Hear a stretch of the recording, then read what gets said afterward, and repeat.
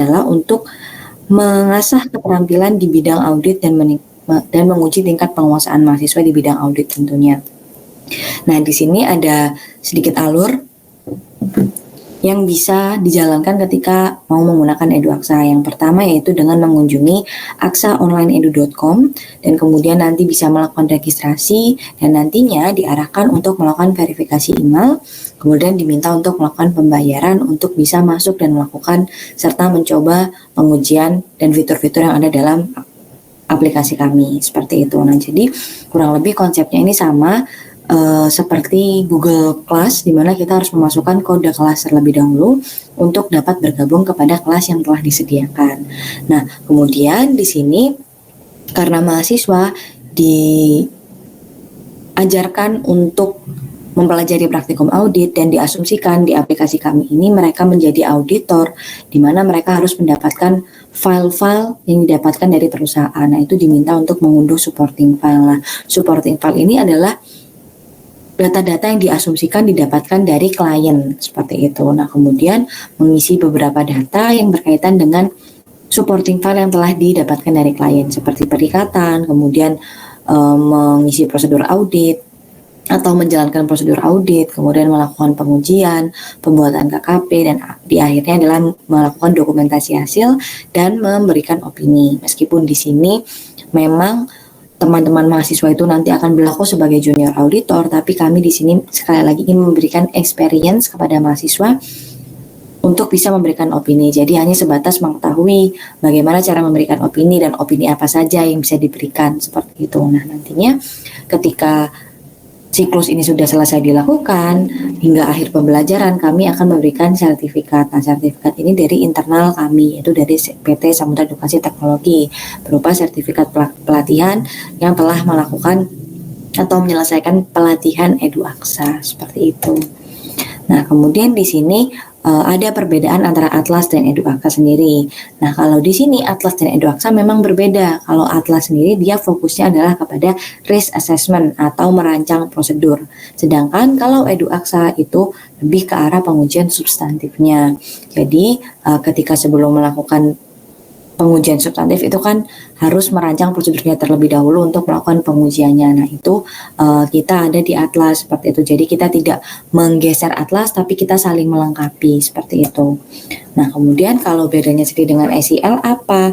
Kalau SEL sendiri ini lebih cenderung ke arah mengkategorikan secara statistik dan tidak langsung ke angkanya, hanya kecenderungan anomali. Sedangkan EduAksa ini fokusnya adalah ke pengujian substantifnya. Nah, kemudian di sini kita juga sudah sesuaikan kenapa harus memilih EduAksa, karena dalam buku International Education Standard, EduAksa ini sudah mencakup beberapa poin yang ada di sini. Di sini ada 5 poin yang kita highlight kenapa harus memilih EduAksa, karena EduAksa sendiri selaras dengan International Education Standard, seperti itu.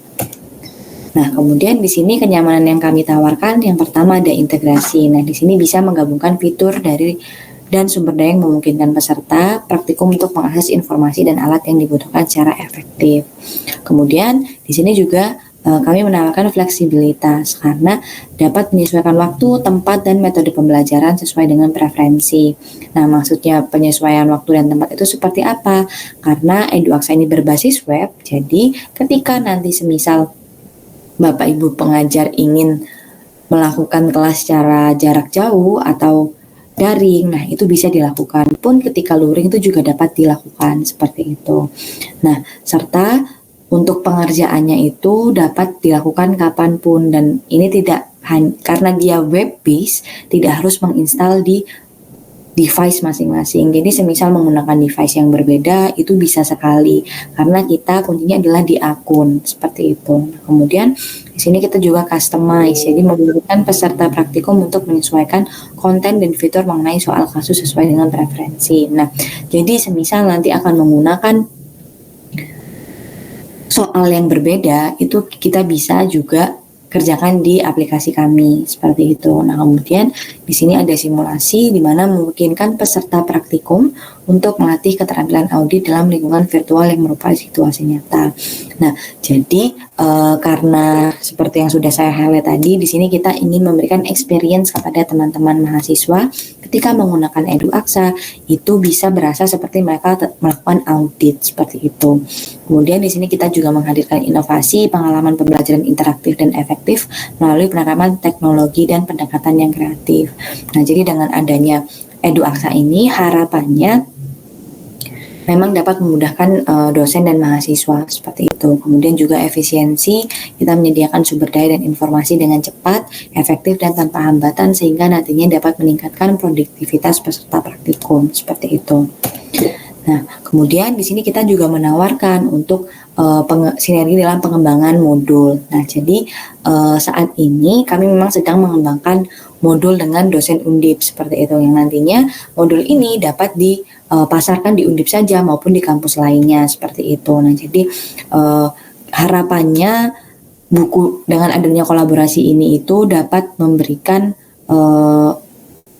sumbangsih dalam bidang pendidikan seperti itu. Nah, nanti kita akan melakukan penyusunan modul, kemudian modul dipasarkan, dan nantinya pihak yang melakukan kolaborasi atau penulis yang ada di dalam buku itu akan mendapatkan bagiannya.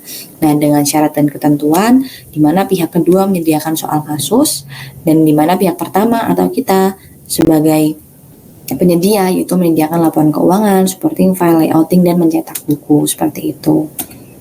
Nah, kemudian untuk skema pembelajaran yang kami tawarkan di sini ada 14 kali pertemuan, 7 kali pertemuan, lab praktikum audit, dan workshop. Nah, untuk skema-skema ini kami sudah pernah tawarkan seperti itu dan sudah pernah kami lakukan di beberapa mitra kampus kami. Nah, kalau untuk yang kurikulum 14 kali pertemuan ini biasanya itu kita lakukan dalam 1 semester penuh. Kemudian untuk yang 7 kali pertemuan itu kita biasanya adakan di setelah UTS atau bisa seperti selang-seling. Misal di minggu pertama itu dilakukan pemberian materi terlebih dahulu, di minggu kedua kemudian baru praktikum seperti itu. Nah, kemudian di sini adalah lab praktikum audit. Nah, ketika tidak ingin dimasukkan ke dalam kurikulum atau tidak bisa dimasukkan ke dalam kurikulum untuk aplikasi ini, kita bisa buat untuk lab praktikum audit seperti itu. Nah, kemudian untuk yang workshop ini biasanya kita melakukan agenda seperti kuliah tamu. Itu tuh kita lakukan untuk workshop untuk persiapan uji kompetensi BNSP juga seperti itu. Nah, ini contoh silabus pembelajarannya untuk yang 14 kali dan 7 kali pertemuan. Nah, kemudian apa yang didapatkan ketika menggunakan atau memakai EduAksa ini? Yang pertama pastinya modul, kemudian user account dan sertifikat. Nah, dengan catatan di sini untuk dosen itu kami berikan modul, user account dan sertifikat itu secara gratis. Jadi tidak perlu membeli modul. Semisal dari satu fakultas itu terdapat 50 mahasiswa yang mau menggunakan EduAksa. Nantinya dosen pengampunya itu akan kami berikan modul user account dan sertifikat secara gratis seperti itu. Jadi yang membayar hanya peserta praktikum atau mahasiswanya saja seperti itu. Nah, kemudian di sini ada beberapa sertifikat yang sudah kami terbitkan. Yang pertama yaitu sertifikat pelatihan, TOT, dan workshop. Nah, sedangkan untuk sertifikat BNSP ini kami bekerja sama dengan LSPTA seperti itu. Nah, semisal nanti Bapak Ibu sekalian bekerja sama untuk menerapkan EduAksa di 14 kali pertemuan dan kemudian nanti setelah UAS itu mau melakukan sertifikasi BNSP, bisa kita sediakan seperti itu, bisa kita jembatani untuk bisa mendaftar sertifikat BNSP, sertifikasi BNSP. Nah, kemudian di sini juga ada beberapa partner dari universitas yang sudah bekerja sama dengan kami, ada di PPAK UGM yang kemarin kita sudah selesaikan juga di semester lalu. Kemudian ada Universitas Diponegoro, itu ada S1-nya, kemudian kita juga sedang running untuk yang kerjasama dengan vokasi dari Universitas Diponegoro, seperti itu. Di sini juga sudah ada UIN Bandung, Unisba, dan ada beberapa universitas-universitas lainnya, seperti itu. Dan di sini itu ada yang masih akan berjalan, tapi sudah bekerja sama dengan kami, ada juga yang perpanjang juga, ada yang juga telah selesai, seperti itu. Nah, kemudian mungkin saya tunjukkan untuk tampilan EduAksanya ya, agar bisa mendapat gambaran bagaimana aplikasi EduAksa ini.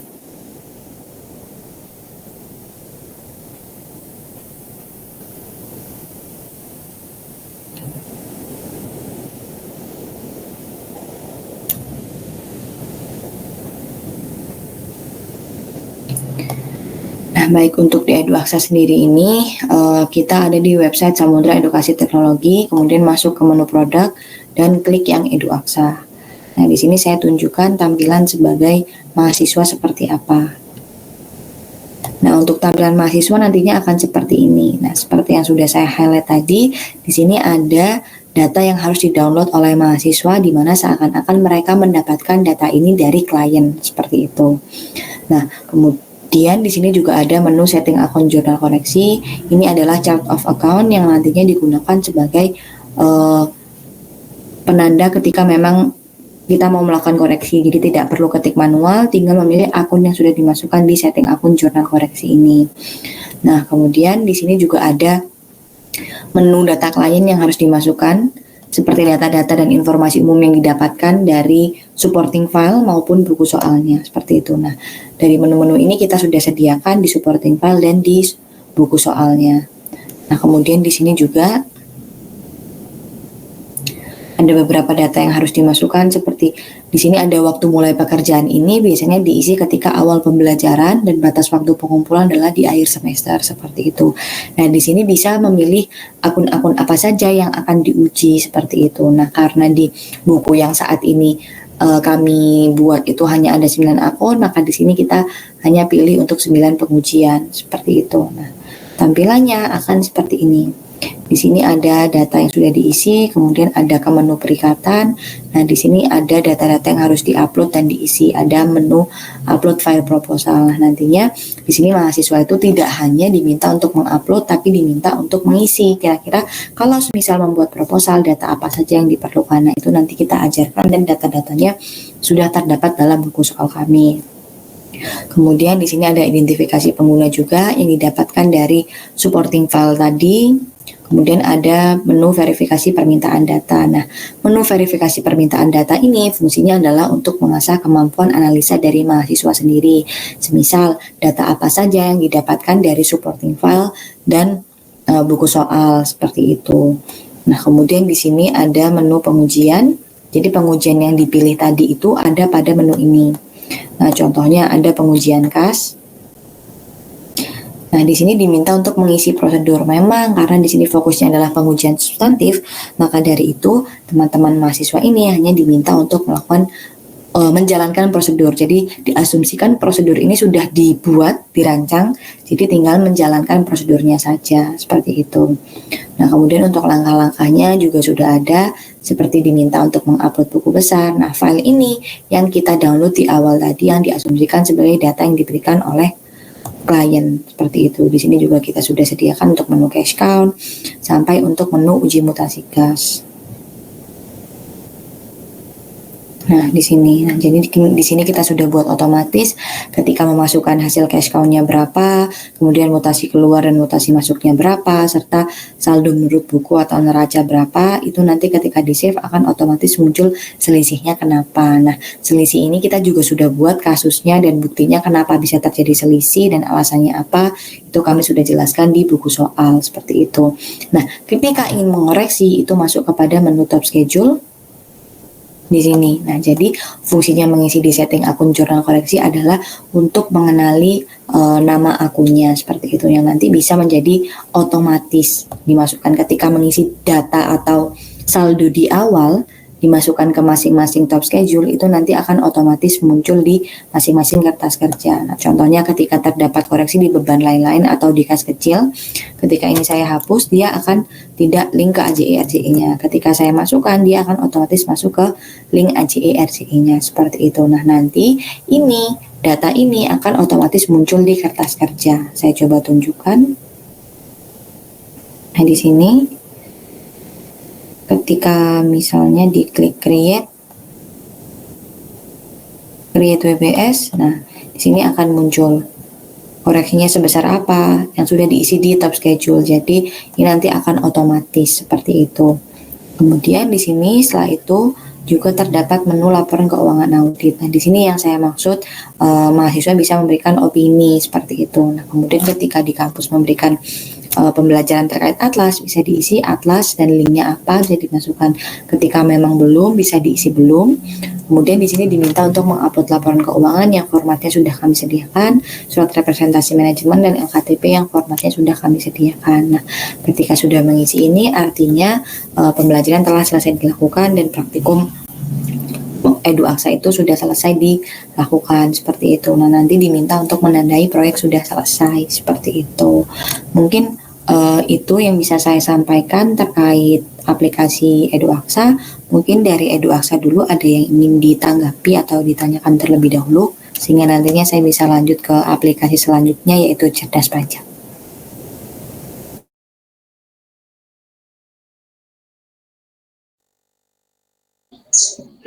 Baik, terima kasih Bu Sabila. Mungkin dari Bu Widu, dan selamat datang Pak Gali Fajar dan Bu Asi dan Ibu Intan. Barangkali mungkin dari penjelasan yang sudah disampaikan oleh Ibu Sabila, ada pertanyaan atau ada yang perlu kita diskusikan, kami persilahkan.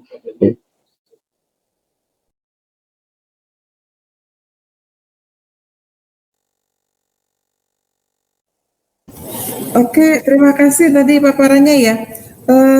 Berarti tadi itu kan, maaf tadi saya sambi banyak sekali baru datang ya, baru datang. Jadi ini kerjaannya disambi-sambi. Mohon maaf tadi sambil mendengarkan. Artinya tadi kan ada beberapa ini ya aplikasi yang ditawarkan, audit, kemudian apa lagi tadi ya? Pajak untuk yang praktikum perpajakan. Oke. Ini kebetulan tuh saya sudah minta Pak Kaleb itu masuk ke Zoom, tapi ternyata nggak masuk ya. Sependek yang saya pahami, kalau untuk audit itu memang sudah ada. Nah, kita itu PR besarnya itu adalah terkait dengan pajak gitu kan. Kita butuh aplikasi yang memang bisa digunakan karena daminya kan memang belum ada gitu kan. Mungkin Mbak Intan tadi untuk pajak bagaimana Mbak Intan? Untuk pajak sepertinya belum dijelaskan ya tadi dari Bu Sabela ya, tadi baru menjelaskan yang terkait audit, jadi ini sedang menunggu nih penjelasan terkait aplikasi pajak. Oke. Itu mohon penjelasannya untuk pajak dulu, karena kan kayaknya memang kami yang tertarik utamanya di pajak itu ya. Gitu. J. Monggo Mbak Sabela. Baik, saya presentasikan yang pajak terlebih dahulu ya Pak Sudirin.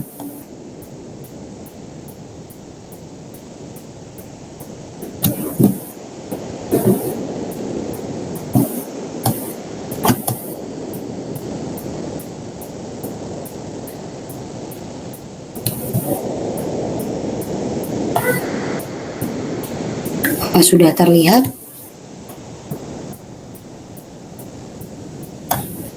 Sudah Bu. Baik, terima kasih. Jadi di sini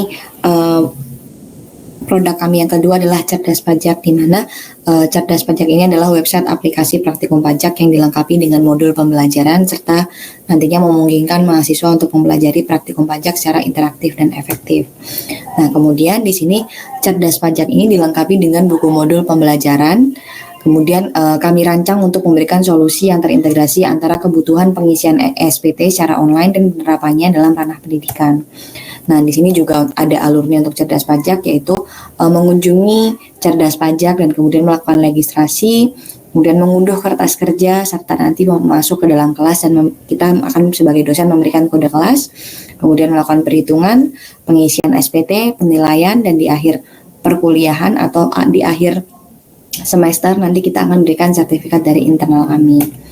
Nah, kemudian di sini juga terdapat keunggulan dari Cerdas Pajak sendiri, di mana kami menawarkan integrasi yang komprehensif dengan informasi perpajakan terbaru. Seperti yang saat ini adalah perhitungan TER terbaru, jadi kami sudah sesuaikan dan sumber daya terkait untuk pengalaman pembelajaran yang lebih mendalam. Kemudian Cerdas Pajak ini juga menawarkan fleksibilitas maksimal, di mana bisa fleksibel dalam memberikan materi, modul, dan waktu pembelajaran yang dapat disesuaikan dengan kebutuhan dan jadwal pengguna seperti itu. Nah, meskipun dari kami sudah terdapat buku modulnya, ketika nanti semisal Bapak Ibu sekalian ingin menunjukkan atau menggunakan soal yang lainnya, itu bisa, karena memang di sini kami fokusnya adalah memberikan atau menjadikan wadah untuk mahasiswa ini bisa melakukan atau menjalankan aplikasi ini seperti yang ada di DJP. Jadi kita jatuhnya seperti daminya seperti itu. Kemudian tadi simulasi realistis. Jadi kita menyediakan simulasi realistis untuk melibatkan pengguna dalam pengalaman langsung pengisian SPT untuk OP dan badan, perhitungan PPh 21 dengan membuat bukti potong untuk memberikan pemahaman menyeluruh, serta efisiensi pengajaran dalam mengoptimalisasi proses belajar dengan pendekatan yang efisien dan memastikan waktu pengguna dapat dimanfaatkan secara maksimal. Nah, kemudian kami di sini juga menawarkan sinergi sama seperti yang Edu Aksa tadi. Di sini kami juga menawarkan ketika semisal Bapak Ibu sekalian memiliki modul yang ingin dikembangkan secara bersama, kami akan sangat terbuka untuk melakukan hal tersebut, karena nantinya juga akan memberikan dampak positif baik dari pihak kampus dan pihak kami seperti itu. Nah, nantinya kan kita juga dapat memberikan sumbangsih berupa buku ini yang dapat digunakan oleh mahasiswa seperti itu. Nah, selanjutnya untuk skema pembelajarannya, ini kami buat 12 kali pertemuan dan 6 pertemuan seperti itu. Nah, di sini contoh silabus pembelajarannya, jadi mungkin ada dari soal PPH 2126 terkait pegawai tetap, kemudian ada honorarium, ada WPOP, ada badan, ada SPT dan PPN, seperti itu. Nah, kemudian fasilitas yang didapatkan itu apa saja, yaitu akses software praktikum perpajakan cerdas pajak yang dapat diakses seumur hidup, gratis TOT untuk dosen pengampu mata kuliah, modul buku secara cetak, sertifikat praktikum audit dari PT Samudra Edukasi Teknologi baik untuk pelatihan dan TOT, atau kuota magang untuk mahasiswa. Nah, kemudian fitur-fitur kami yang saat ini sudah ada itu ada PPh 21, SPT 1770, SPT 1770S, dan SPT 1771. Nah, kemudian di sini ada contoh menu dari cerdas pajak. Nah, di sini ada menu dosen, yang di sini dosen dapat membuat kelas dengan jumlah tak terbatas sesuai dengan jumlah user. Kemudian di mana nanti mahasiswa itu juga dapat bergabung kepada kelas yang dibuat oleh dosen. Nah, di sini juga ada fungsi-fungsinya. Mungkin ini langsung saya tunjukkan kepada aplikasinya ya.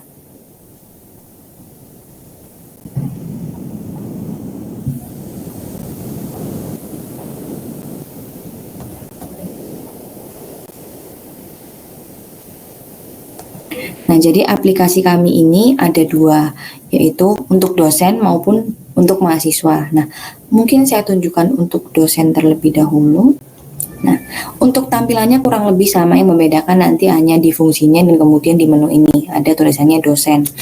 Nah, di dosen sendiri ini itu ada menu kelas, di mana dosen dapat membuat kelas yang nantinya akan dibagikan kepada mahasiswa. Semisal dosen A itu mengajar 3 kelas, jadi bisa membuat 3 kelas, tapi itu dengan catatan data tersebut harus diberikan kepada kami seperti itu, karena nantinya kami akan membatasi berapa kelas yang bisa dibuat oleh dosen tersebut seperti itu. Nah, contohnya di sini ada 9 kelas untuk 1 dosen. Nah, nanti dosen di sini bisa membuat kelas serta membuat atau customize kode kelasnya sendiri seperti itu. Nah, kemudian dosen juga dapat menonaktifkan kelasnya. Ketika kelas tersebut sudah tidak berjalan, itu kelasnya sudah bisa dinonaktifkan. Ini saya coba untuk nonaktifkan kelasnya.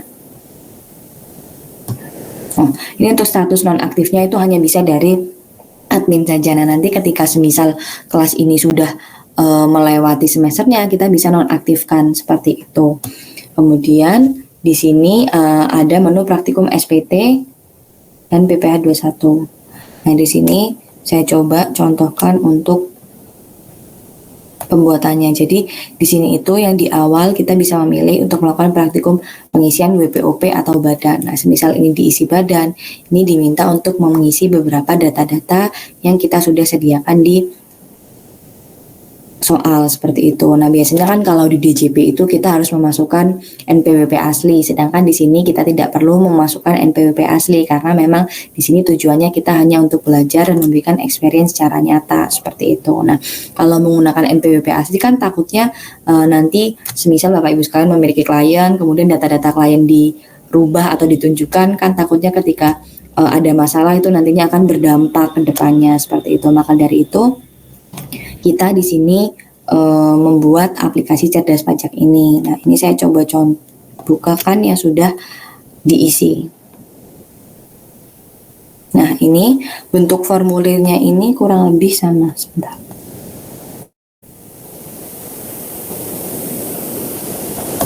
Jadi untuk pengisiannya di sini itu nanti di awal informasi seperti yang NPWP, NPWP 15, nah itu kan diminta untuk mengisi.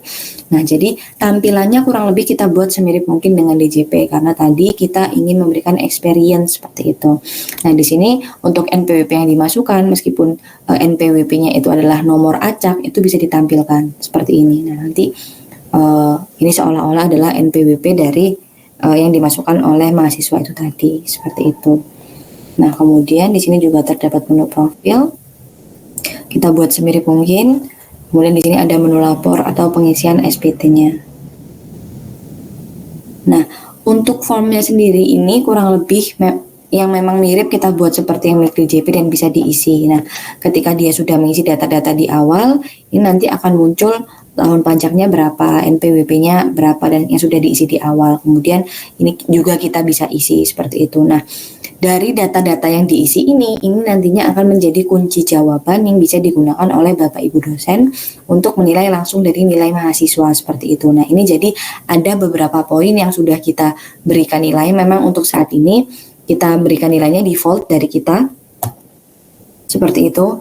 Contohnya nilai ini dimasukkan, misal di kolom 5 ini kita berikan nilai berapa, nah itu kita buat default, tapi kita sudah sesuaikan dengan SKKNI uji kompetensi pajak seperti itu untuk poin-poin mana yang harus dinilai seperti itu. Nah, untuk form-formnya ini juga kurang lebih sama, kita bisa buka untuk form-formnya. Mungkin kalau untuk form di sini juga sudah ada untuk induk lanjutan ketika memang dia perusahaan dagang, industri manufaktur, kita juga sudah buat semirip mungkin dengan milik DJP seperti itu. Nah, kemudian ini diasumsikan sudah selesai diisi, ini juga bisa menjadi kunci jawaban dari dosen. Kemudian nanti di sini ada menu penilaian praktikum. Nah, contohnya di sini di perpajakan ini saya mau membuat kunci jawaban untuk praktikum misal PPH Badan. Tinggal memilih data yang digunakan tadi atau yang diisi di menu praktikum pajak. Nah, ini. Kemudian kode praktikumnya juga customize. Dan di sini ada tanggal awal praktikum, semisal kita buat di tanggal 31 Juli. Dan ini harus diperhatikan untuk jamnya. Kemudian di akhir praktikum, semisal di 31 Juli juga. Nah, di sini ada permintaan untuk menampilkan kunci jawaban atau tidak dan menampilkan nilai atau tidak. Nah, ketika diklik menampilkan kunci jawaban, itu nanti akan muncul di menu mahasiswa. Nah, mungkin saya tunjukkan di tampilan menu mahasiswanya.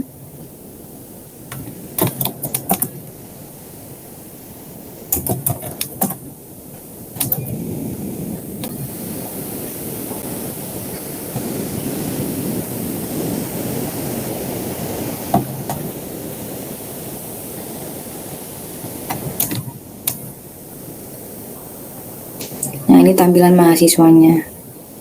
Nah, ketika tadi ini dimasukkan untuk menampilkan kunci jawabannya, di sini akan muncul kunci jawabannya seperti ini. Contohnya, ketika kunci yang dimasukkan dosen berbeda dengan jawaban mahasiswa, nanti itu akan muncul koreksi seperti ini. Nah, di kunci jawabannya 500.000, sedangkan jawaban yang salah adalah 50.000, seperti itu. Dengan catatan, kunci jawaban ini akan muncul ketika praktikum ini berakhir. Nah, ketika praktikum ini berakhirnya semisal masih di Desember, itu kunci jawabannya tidak akan muncul seperti itu. Pun sama dengan nilainya akan muncul di akhir praktikum, di mana ketika sudah praktikum berakhir, mahasiswa tidak bisa mengganti jawabannya seperti itu. Nah, contohnya seperti ini tadi.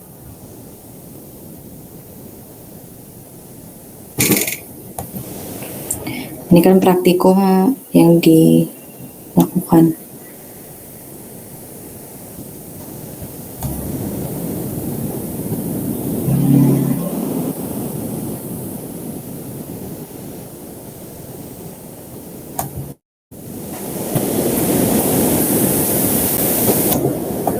Nah, ini nanti ada tulisannya Anda sedang mengikuti praktikum dari praktikum Tuan Putra. Praktikum akan berakhir pada tanggal 10 bulan 8 2024. Nah, di sini masih bisa dikerjakan ketika dia sudah melewati tanggal 10 itu tadi, dia tidak akan bisa dikerjakan atau diganti kembali. Kalau ini kan masih bisa diganti. Seperti itu.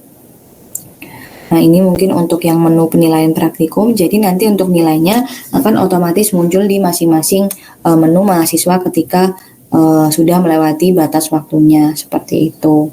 Itu untuk fitur dari penilaian praktikum sendiri. Nah, sedangkan di sini kita juga ada untuk yang BUPOT. Ini yang 21. Nah, kenapa kita pisahkan dan tidak jadikan satu? Ini kan kita harus masuk ke menu BUPOT dulu, masuk ke menu SPT dulu. Kenapa kita tidak jadikan satu? Karena untuk mempermudah penilaian saja. Namun ketika semisal kita klik yang pelaporan, kita di sini BUPOT, ini tidak akan bisa diklik. Jadi yang bisa ini pelaporan, contoh saya buka ESPT, ini akan muncul menu ini hanya dapat diakses pada praktikum pajak SPT. Nah, karena di sini kita masuk ke menu BUPOT, kita klik yang BUPOT. Nah, di sini kita sudah sesuaikan dengan yang terbaru. Contohnya ini. Nah, ketika saya tambahkan untuk jumlah penghasilannya dan kemudian saya hitung, dia akan otomatis menyesuaikan dengan tarif terbarunya, seperti itu. Dan di sini juga ada PTKP-nya berapa, nanti akan muncul tarifnya, seperti itu. Kurang lebih untuk fitur-fiturnya ini kita buat semirip mungkin dengan DJP, seperti itu. Mungkin dari sini ada yang ingin ditanyakan terlebih dahulu terkait aplikasi cerdas pajak.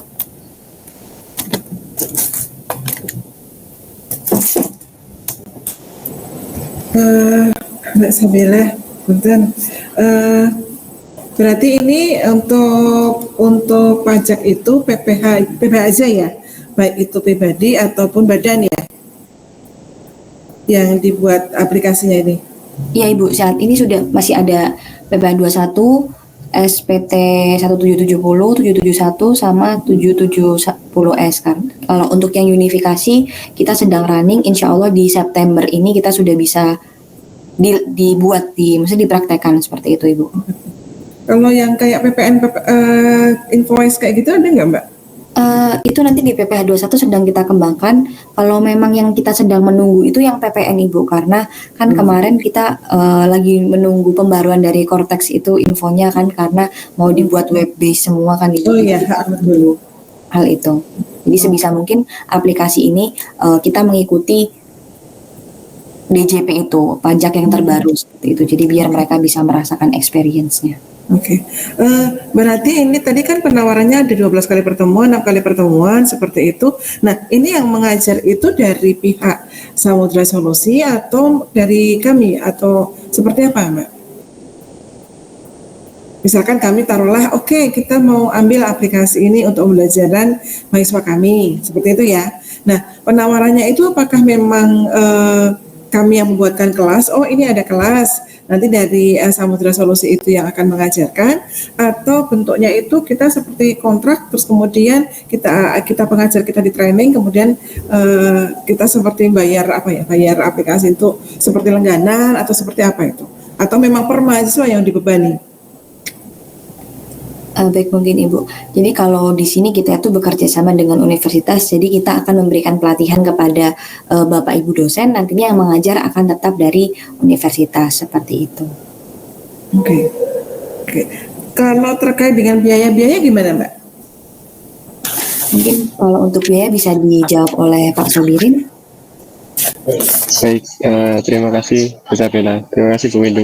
Nah, terkait pembayaran ini Bu Windu, pada prinsipnya memang untuk skema pembayaran pertama atau default yang kami tawarkan itu pembayaran per mahasiswa Ibu. Jadi beban yang ditanggung untuk mengikuti praktikum ini itu per mahasiswa gitu ya.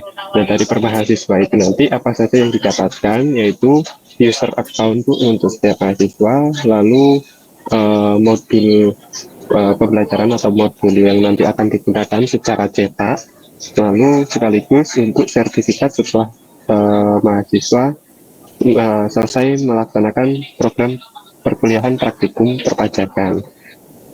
Nah, sertifikat itu nanti dari kami Bu yang menerbitkan, dari Samudra Edukasi Teknologi. Hanya saja kalau misalkan mau dialihkan atau dilingkan dengan sertifikasi kompetensi, kami menyediakan sertifikasi kompetensi BNSP dan sertifikasi kompetensi bergelar Certified Tax Technician. Itu saya kira masih bisa dilingkan. Nah, tinggal nanti outputnya yang diharapkan dari proses pembelajaran ini hanya sertifikat internal saja dari SPT, bahwasanya menandakan peserta atau mahasiswa itu sudah menyelesaikan praktikum perpajakan, atau dilingkan dengan kompetensi. Itu saya kira menjadi pilihan nantinya yang dari kampus yang menentukan, seperti itu. Nah, untuk biayanya sendiri dari program praktikumnya itu kami tawarkan di harga 200.000 Bu untuk per user mahasiswanya, atau kalau misalkan mau dibuat skema pengadaan, dalam artian di sini adalah skema berlangganan. Kalau mungkin yang kami tahu atau yang saya tahu itu seperti Accurate gitu ya. Accurate itu kan berlangganan setiap 3 tahun atau per tahun gitu ya, dengan nominal yang sudah disepakati. Itu saya kira menjadi alternatif yang bisa kami tawarkan ke Windu, seperti itu. Oke, tadi berarti 200.000 per user mahasiswa untuk per pelatihan ya, misalkan taruhlah seperti ini. Dari kami pengen ini pajak, kemudian tadi kan ada juga audit ya, audit gitu. Oh, berarti kan per user itu berarti per mahasiswa per pelatihan itu ya, itu 200.000 atau ini ada beda lagi kalau untuk audit? Kalau audit mungkin saya kira untuk harga tawar kami pertama memang di harga 200.000 Ibu. Dan saja kalau misalkan mahasiswanya kalau boleh tahu di berapa tuh kalau untuk setiap angkatan tuh dari mahasiswa audit dan mahasiswanya. Kalau di S1 akuntansi mungkin ya untuk yang lama ya 150-an kisaran segitu, tapi untuk yang baru ini 230 mahasiswa. Oh, baik. Saya kira kalau untuk audit ini insya Allah masih bisa atau masih memungkinkan, kiranya misalkan diambil di harga di bawahnya cerdas pajak, karena cerdas pajak ini memang pengembangan dan biayanya saya kira berbeda dengan audit gitu ya. Nah, untuk audit ini sendiri bisa kami berikan di harga 150 dulu. Mungkin untuk yang cerdas pajak itu di harga 200.000, atau kalau misalkan dari kebijakan kampus mau dibayarkan atau mungkin di skemakan pembayaran secara berlangganan atau paket gitu ya, misalkan dalam 3 tahun, itu saya kira masih memungkinkan juga ini. Kalau untuk langganan itu berarti seperti apa Mas langganan tuh? Yes, jadi untuk langganan ini, jadi nanti kita lihat dari mahasiswa kisaran berapa Bu ya, misalkan di atas 100 gitu ya, mungkin di kisaran 100 misalkan cerdas pajak, karena kan 100, jadi total harusnya kan yang dibayarkan ke kami untuk per tahun itu kan 20 juta ya Bu, karena 20.000 dikali 200.000 itu mungkin kita bisa diambil di bawahnya misalkan 18 juta, itu saya kira masih memungkinkan untuk 100 mahasiswa. Tapi mungkin di atas 100 mahasiswa mungkin bisa kita sesuaikan lagi seperti itu Windu. Sehingga mungkin nanti yang paket yang diambil apa gitu Bu ya, karena kalau mungkin kita sepakati praktikum pajak dan sertifikasi atau yang sertifikasi kompetensi itu nanti mungkin ada biaya tambahan untuk program sertifikasinya gitu. Untuk program sertifikasi untuk yang PNSP yang nanti outputnya adalah sertifikasi kompetensi PNSP, jadi teman-teman akan kita uji lagi itu untuk biaya tambahannya di luar biaya praktikum yang 200.000 itu di 400.000 Bu. Begitupun untuk yang program sertifikasi bergelar CPT itu untuk biaya tambahannya di harga 400.000. Jadi anggaplah kalau misalkan dari mahasiswa ini nanti mau keluarannya adalah sertifikasi praktikum pajak dan sertifikasi kompetensi, maka harga untuk per mahasiswanya biarkan 600.000 seperti itu sih. Oh gitu, oke. Itu masih bisa dinego nggak Mas? Karena gini, yang di sini kebetulan saya perkenalkan dulu ya, yang hadir di sini ya, kebetulan ada ya dari jurusan akuntansi, ketua jurusan akuntansi S1, kemudian ada kaprodi D3 akuntansi, kemudian juga ada kaprodi D3 pajak, kemudian juga ada ketua tax center. Nah, ketiga prodi ini kebetulan memang kami membutuhkan praktikum audit, praktikum pajak, tadi juga ada praktikum untuk ini ya, akuntansi ya. Nah, kami memang melakukan semuanya itu dan mahasiswa memang wajib ambil untuk praktikum tersebut. Nah, kalau misalkan taruhlah dari 3 prodi ini semua mahasiswa kami ikut, itu kan berarti kan lumayan besar mahasiswanya. Apalagi untuk mahasiswa baru kami itu jumlahnya kuotanya meningkat untuk tahun ini. Ya, seperti itu. Nah, barangkali itu kan bisa negosiasi karena memang kami mewajibkan mahasiswa kami gitu kan. Itu bagaimana kemungkinannya? Saya kira mungkin masih bisa ya kalau misalkan kita berikan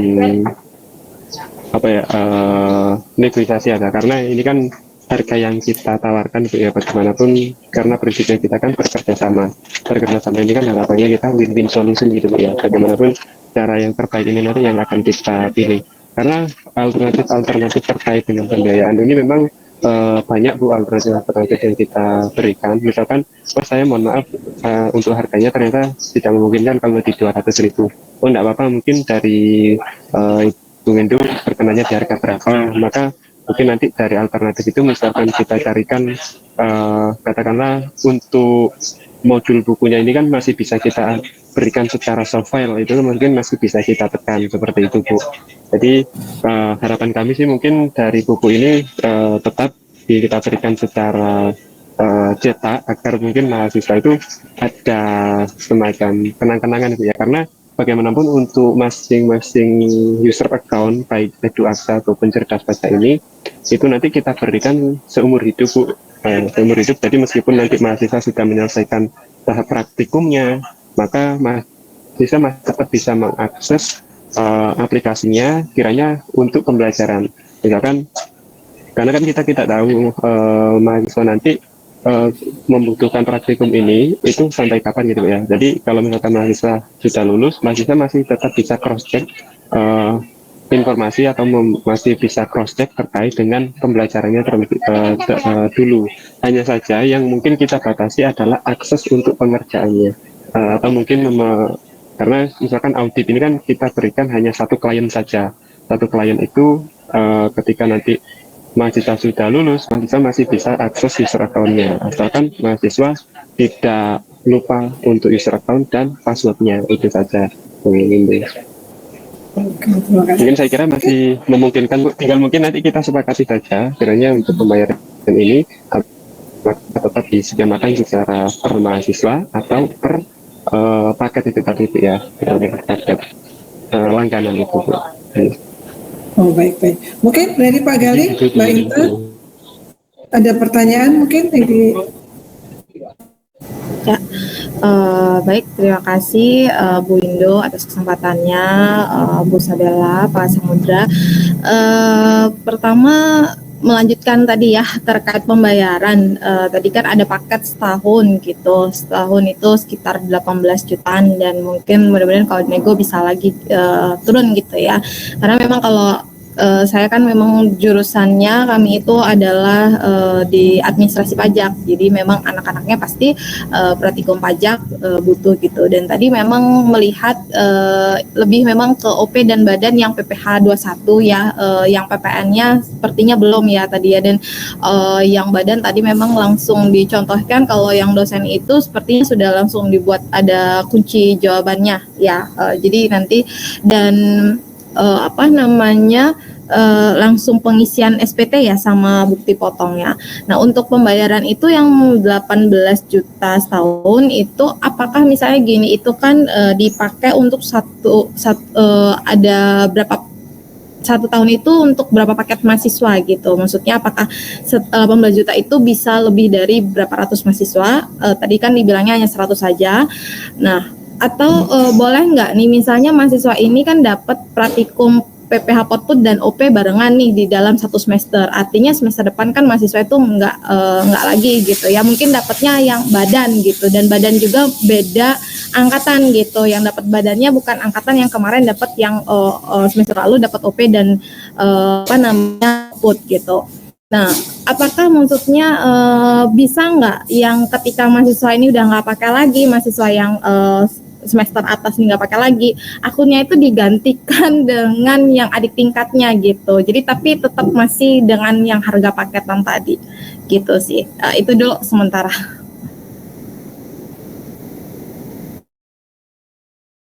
Baik, terima kasih Bu Intan. Saya kira mungkin dari sisi kami Bu, dari kami memang untuk biaya perlangganan atau per paket itu memang kita berikan berdasarkan durasinya Bu, berdasarkan durasi, dan satu user account ini nanti kan ada nama-nama mahasiswa Bu ya yang mengikuti gitu ya. Ketika itu nanti dialihkan itu mungkin menjadi kendala pemberian nilainya Bu. Jadi misalkan dulu nama akunnya ini katakanlah Chandra gitu ya. Nanti di semester berikutnya namanya berganti lagi atau pengguna akunnya berganti lagi. Maka dari itu dulu kita sepakati dari internal kami bahwasanya memang untuk biaya perlangganan ini memang kita batasi biayanya yang dikenakan adalah per tahun seperti itu Intan. Oke, artinya misalnya si mahasiswa akun ini nggak bisa kita alihkan ke akun mahasiswa yang lain gitu ya? Iya, betul Bu Intan. Ya, apa namanya? Untuk penilaian tadi kan akan muncul kalau ketika kita klik ya sebagai dosen akan muncul kunci jawaban. Nah, kunci jawaban tadi kan disampaikan oleh Mbak Sabella bahwa akan muncul di akhir waktu yang kita setting gitu ya, yang waktu di akhir setting perkuliahan gitu.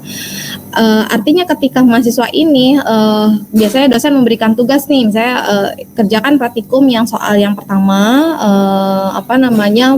mungkin dosen men-settingnya di akhir semester supaya kunci jawabannya muncul agar teman-temannya ketika dia sudah submit itu nggak terlihat gitu, takutnya masih ada temannya yang belum submit gitu kan.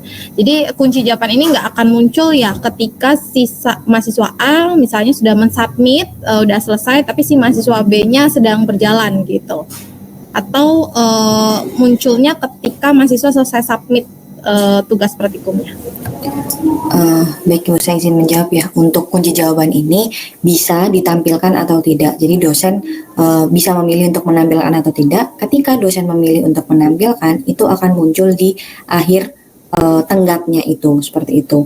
Ketika dalam satu kelas ada 10 mahasiswa misalnya, ada satu yang sudah submit, itu tidak akan muncul kunci jawabannya sebelum akhir tenggatnya itu tadi, seperti itu. Jadi tidak akan bisa melihat kunci jawaban milik temannya karena nantinya munculnya akan sama di akhir masa tenggatnya itu tadi, seperti itu Ibu. Ya, terima kasih Mbak Sabella. Mau tanya lagi yang terkait PPN itu, kira-kira itu kapan ya Mbak Sabella bisa ininya? Kalau misalnya aplikasinya, karena tadi kan kalau saya lihat memang tadi aplikasi yang tampilkan yang masih baru pelaporan SPT untuk yang OP dan PPH badan, ya PPH badan juga pembuatan Potput. Nah, untuk pembuatan Bupot gitu. Untuk PPH badan sendiri itu di case-case yang di modulnya apakah ada juga perhitungannya gitu ya sebelum dia membuat bukti potong gitu, atau memang di aplikasinya ini ya untuk bukti potong saja, di modulnya kita udah ngitung dulu, nanti bikin bukti potongnya, baru nanti kita lapor PPH badannya. Dan sama yang pertanyaan kedua tadi, kira-kira kapan tuh yang PPN ya, karena kayaknya PPN kita juga sepertinya susah ya mahasiswa itu untuk memahami PPN gitu. Kalau PPH OP ya alhamdulillah kebetulan kita ada kegiatan relawan pajak, jadi mahasiswa memang langsung terjun langsung gitu di DJP-nya. Tapi yang untuk PPN ini masih susah ya ketika menjelaskan, nggak langsung ke aplikasinya gitu. Apalagi saya terkait faktur, pengisian dan sampai ke pelaporannya. Ya, terima kasih. Baik Ibu, kalau untuk perhitungannya kita juga sediakan untuk form Excel-nya untuk kertas kerjanya, jadi untuk melakukan perhitungan. Tapi kalau untuk aplikasinya, ketika dia memang harus menyesuaikan atau menghitungnya di aplikasi, itu kita sudah sediakan Ibu, karena kita sifatnya itu adalah dummy itu tadi, yang nantinya untuk semua kecuali PPN akan diselesaikan insya Allah bisa selesai di bulan September seperti itu. Sedangkan untuk pertanyaan kedua, untuk yang PPN itu, saat ini kita masih sedang menunggu untuk yang informasi dari Cortex itu, karena kemarin kita juga sempat mengikuti seminar dari Cortex tadi untuk informasi terkait kapan PPN ini akan dipindah menjadi web based itu kita belum bisa dapatkan. Jadi kita menunggu kepastian itu tadi Ibu. Jadi kalau saat ini untuk PPN kita ini buat di formnya di Excel dulu seperti itu. Jadi untuk agar mahasiswa tetap bisa merasakan pengisian PPN seperti apa, kita buatnya di Excel terlebih dahulu, dan nanti di menu kelas itu ada menu untuk bisa mengupload PPN itu tadi atau jawaban dari PPN itu tadi, seperti itu Ibu. Terima kasih Mbak Sabella. Boleh tanya lagi?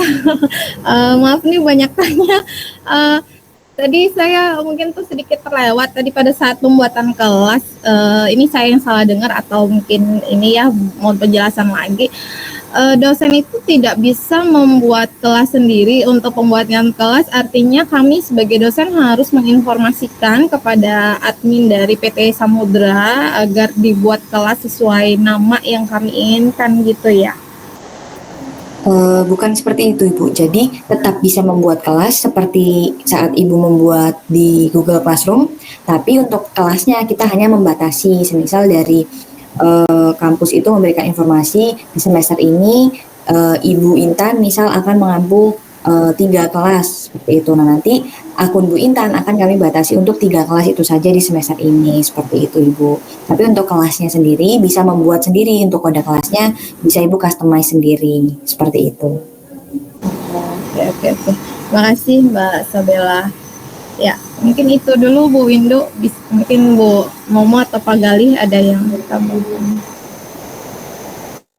Pak Galih, Mbak Momo. Ya, saya Bu Windu. Saya izin sambil dalam perjalanan. Ini saya tertarik mengenai sertifikasi yang tadi dengan BNSP. Nanti skemanya itu ikut apa ya? Skema apa ya kira-kira itu? Satu. Terus yang kedua, pola pengajaran itu kami yang mengajar, dosen-dosen dari kami dari Untirta atau dari PT Samudra gitu. Itu aja untuk sementara pertanyaannya. Terima kasih.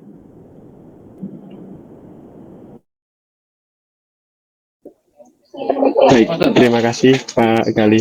Jadi untuk pertanyaan pertama, maka skema ya Bu, skema Pak, skema terkait dengan uji kompetensi ini adalah skema klaster untuk pengelolaan administrasi perpajakan Pak, di mana pengelolaan administrasi perpajakan itu adalah komponennya sama persis yang ada di Cerdas Pajak. Jadi praktek untuk mengerjakan uji kompetensi atau pengisian uji kompetensinya itu ada praktek untuk pengisian SPT, PPHLP, PPH Badan, PPH Polbud, dan PPN seperti itu. Nah untuk LSP-nya kita bekerja sama dengan lembaga sertifikasi profesi, LSPTA Teknisi Akuntansi itu. Jadi untuk pertanyaan kedua, pengajarnya, jadi pengajarnya nanti terkait dengan skema praktikum nanti diajarkan dari Bapak Ibu dosen Pak Kali. Jadi sebelum pelaksanaan pembelajaran dimulai, yaitu praktikum perpajakan dimulai, maka Bapak Ibu dosen akan kita berikan program TOT atau Training of Trainer seperti itu. Nah, pada saat menjelang uji kompetensi BNSP, maka ada materi-materi atau persiapan-persiapan yang nantinya akan kita berikan Pak. Jadi semacam tips dan trik itu saya kira memang sepele tips dan trik, tapi dari tips dan trik itu bagaimana mahasiswa itu mengetahui dan mungkin bisa belajar bahwasanya uji kompetensi ini tidak hanya benar saja, tapi harus cepat. Nah, untuk mengerjakan benar dan cepat itu nantinya yang akan kita berikan seperti itu. Nah, itu mungkin dari dua pertanyaan yang diajukan Pak Gali. Terima kasih Pak Gali. Mungkin dari Pak Gali, apakah sudah menjawab Pak? Ini satu Terima lagi, kasih Pak Gali. berarti itu tidak menjadi rangkaian ya Pak ya? Hanya istilahnya nanti yang mau ikut ambil misalkan perpajakan hanya sebatas praktikumnya aja atau enggak kursusnya aja tanpa ikut BNSP nggak masalah berarti ya? Betul, saya kira itu memang menjadi kebijakan nanti dari kampus Pak Gali. Apakah nanti mau dilibatkan secara rangkaian gitu ya, atau mungkin diberikan secara opsional kepada mahasiswa bagi mahasiswa yang sudah menyelesaikan praktikum bisa mengikuti perpajakan atau sertifikasi, atau kalau misalkan hanya cukup di praktikumnya saja, kami tidak masalah Pak Gali. Seperti itu Pak Gali. Oke. Terakhir Pak, untuk ini masalah PUK dan biaya uji kompetensinya berapa itu Pak ya? Baik, untuk TUK-nya nanti secara administratif bisa kita bantu Pak Gali, bisa kami bantu terkait administratif pendaftaran, mungkin dari pembayaran itu bisa. Atau kalau misalkan dari Untirta sendiri, apakah sudah bekerja sama dengan LSPD Pak untuk TUK-nya Pak? Kalau misalkan sudah, itu saya kira memang lebih memungkinkan atau lebih memudahkan Pak, lebih memudahkan sehingga setelah praktikum ini mahasiswa bisa langsung mengikuti uji kompetensi di Untirta sendiri. Tapi kalau misalkan belum ada, nanti bisa kita bantu mulai proses pendaftarannya hingga proses nanti pada asesmennya. Tinggal asesmen nanti mau dilaksanakan secara online atau offline, itu mungkin di kebijakan kampus maunya nanti seperti online atau offline. Oh iya. Tapi kalau misalkan offline, enak ya. betul. Tinggal mungkin nanti yang menjadi batasan adalah untuk penyelenggaraan uji kompetensi BNSP ini adalah dengan minimal peserta Pak. Jadi untuk kegiatan uji kompetensi BNSP ini ada ketentuan yang harus dipenuhi oleh pihak penyelenggara yaitu LSP teknisi akuntansi dengan minimal 20 peserta seperti itu Pak Khalid. Dan untuk biayanya kiranya jika dari Untirta sendiri sudah ada TUK, maka mungkin biayanya nanti tinggal mengikuti dari Untirta. Tapi kalau misalkan belum ada, nanti dari kami bisa membantu dengan ketentuan biaya di 400.000 itu tadi Pak Khalid. Dan 400.000 itu mungkin di luar dari praktikum perpajakan itu Pak Khalid. Iya betul Pak. Iya betul. Baik. Ya, terima kasih Pak. Itu Pak Khalid. Ya, terima kasih kembali Pak Khalid. Jadi saya cuma mengulang aja ya. Jadi ini ya praktikumnya mahasiswa itu per user tadi kan oke, kisaran 200.000 dulu. Tapi kemudian setelah praktikum nanti mahasiswa akan mendapatkan sertifikat telah mengikuti pelatihan tersebut ya. Nah kemudian sertifikat itu termasuk ada penilaiannya juga enggak? Atau cuma sertifikat telah mengikuti saja? Oh, kalau sertifikat mungkin atau dari Mbak Sabila. Poin-poin apa aja yang dilatih itu ada? Baik Ibu, ini kalau untuk sertifikat internal Ibu ya. Sertifikat berdasarkan. Oh iya, mungkin Mbak Sabila bisa bantu Mbak Sabila. baik, terima kasih. Untuk sertifikatnya mungkin kalau semisal kita buat untuk yang poin-poin itu bisa, tapi untuk sejauh ini memang kita sertifikatnya hanya sertifikat belum ada nilainya seperti itu. Nanti memang kalau semisal ingin diberikan untuk bisa kita tunjukkan nilainya, itu kita bisa sekali untuk bantu Ibu. Oke, artinya kan ikut praktikum ada sertifikat ini, kemudian kalau mahasiswa ternyata menginginkan untuk melakukan sertifikasi BNSP diarahkan ke sana, atau tadi ada sertifikasi certified tax apa seperti itu ya? Seperti itu. Ya, CTT Bu, Certified Tax Technician. Oh, certified tax itu penyelenggaranya dari certified. Untuk penyelenggara Certified Tax Technician ini kami bekerja sama dengan Asosiasi Teknisi Perpajakan Indonesia. Itu kebetulan kami bekerja sama dan mungkin kami diamanahi menjadi kantor perwakilan khusus di Malang gitu ya. Jadi untuk kegiatannya bisa nanti kita sinkronkan atau kita integrasi dengan aplikasi virtual CTT gitu. Yang CTT tadi berapa Pak? Baik, untuk CTT nanti sama Bu, di harganya di 400.000 Bu. Oke. Oke, siap. Oke, cukup menarik ya. Mungkin ada yang lagi, teman-teman yang mau nanya lagi? Berarti ini dari Malang ya? Di Malang ya posisinya ya? Betul Ibu.